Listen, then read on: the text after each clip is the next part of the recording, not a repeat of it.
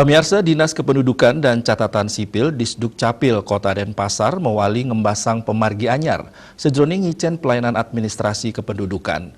Rahumangkin pencetakan administrasi kependudukan Adminduk sampun sida kelaksanayang ring soang-soang kantor perbekal mewah lurah.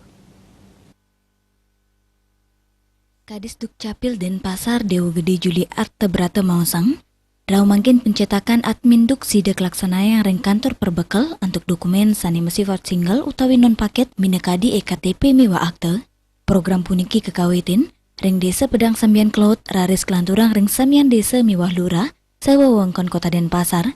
Pemargin pencetakan ring kantor perbekal miwah lurah puniki sampun anutin pewarah Dirjen Dukcapil. Untungnya nih Rahumangkin indik pelayanan Adminduk kaudohang mangde langsung mepeketan sareng krame yening krame jagi ngareanin KTP nenten kepatutang rauh ke kantor Capil Mali nanging sida kelaksanayang ring kantor perbekal wiaden lurah. Selami puniki krame sane muatang pencetakan dokumen modue pilihan luwiri nyetak mandiri nyetak lintangin admin wiaden rauh langsung ke geraha swakedar melumintang kebausang tala Rahumangkin dokumen sani prasida kecetak kantun mawates wanta untuk dokumen single kewentanan dokumen sani presida kecetak ring kantor desa utawi lurah inggih punika surat pindah miwah kakak revisi.